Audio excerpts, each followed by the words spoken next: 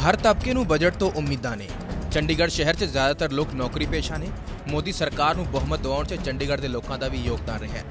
ਰੱਖਿਆ ਖੇਤਰ, ਕਾਨੂੰਨ, ਵਪਾਰ, ਸਿੱਖਿਆ, ਹਰ ਵਰਗ ਦੇ ਲੋਕ ਉਮੀਦਾਂ ਲਗਾਈ ਬੈਠੇ ਨੇ। ਰਿਟਾਇਰਡ ਲੈਫਟੀਨੈਂਟ ਜਨਰਲ ਪ੍ਰੇਮਨਾਥ ਹੁਣ ਕਹਿੰਦੇ ਨੇ ਕਿ ਦੇਸ਼ ਦੀ ਮਾਲੀ ਹਾਲਤ ਸੁਧਾਰ ਕੇ ਹੀ ਰੱਖਿਆ ਖੇਤਰ ਦੀਆਂ ਜ਼ਰੂਰਤਾਂ ਪੂਰੀਆਂ ਕੀਤੀਆਂ ਜਾ ਸਕਦੀਆਂ ਨੇ।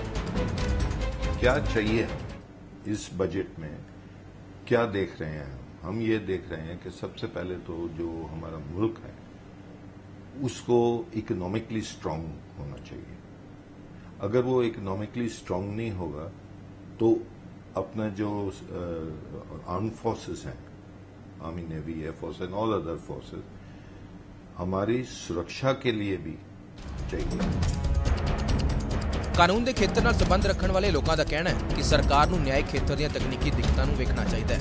ਜੱਜਾਂ ਦੀ ਗਿਣਤੀ ਤੋਂ ਲੈ ਕੇ ਪੈਂਡਿੰਗ ਪਏ ਕੇਸਾਂ ਦੇ ਨਿਬੇੜੇ ਲਈ ਖਾਸ ਉਪਰਾਲੇ ਕੀਤੇ ਜਾਣੇ ਚਾਹੀਦੇ ਨੇ। एक अधिवक्ता होने के नाते मैं ये भी कहूंगा कि मोदी सरकार जुडिशियल जो सेक्टर हैं उनकी नीड्स को ध्यान रखते हुए जुडिशरी को भी ज्यादा बजट एलोकेशन दें, क्योंकि इस समय माननीय न्यायाधीशों पर बहुत ज्यादा बर्डन है। उनकी संख्या में इंक्रीज होना चाहिए, नई कचहरियां बननी चाहिए, नई कोर्ट बनने चाहिए और कोर्ट स्टाफ की तैनाती होनी चाहिए जो कि सिर्फ लार्जर बजट एलोकेशन से ही संभव है, उसके बिना वो नहीं हो पाएगा। तो अगर उस चीज का ध्यान रखा जाए तो ये एक मेरी उम्मीद रहेगी। पंजाब यूनिवर्सिटी के विद्यार्थियों दी मंगां ने कि मोदी इन्हां बारे भी सोचण। बजट असल और जमीनी हकीकत नूं देखते हुए बनाना चाहिए, ना कि पिछले साल की नकल होवे। जो बजट है वो कॉपी नहीं होना चाहिए। जो लास्ट बजट कॉपी हो जाते हैं, मोस्टली यही होता है कि थोड़ी बहुत चेंज होता है, कॉपी होते हैं बजट। तो एज ए यंगस्टर मैं ये फील करता हूँ कि जो नया बजट है उसमें स्टूडेंट्स के लिए या यंगस्टर्स के लिए, यूथ के लिए स्पेशल होना चाहिए। जो जैसे ITIs हैं उनकी प्रॉपर फंक्शनिंग के लिए उनके फंड्स एलोकेट करने चाहिए। वो बहुत पुराना सिस्टम चल रहा है। IT को ITI से जोड़ा जाना चाहिए और स्किल डेवलपमेंट का जो भी है उस पर प्रॉपर ध्यान देना चाहिए, उस पर फंडिंग होनी चाहिए।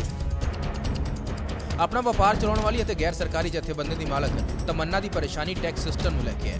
ਉਹਨਾਂ ਦਾ ਕਹਿਣਾ ਹੈ ਕਿ ਟੈਕਸ ਸਿਸਟਮ ਆਸਾਨ ਤੇ ਸਮਝਣਯੋਗ ਹੋਵੇ। मेडिकल एग्जेम्पशन के कुछ 15-16 साल हो गए हैं।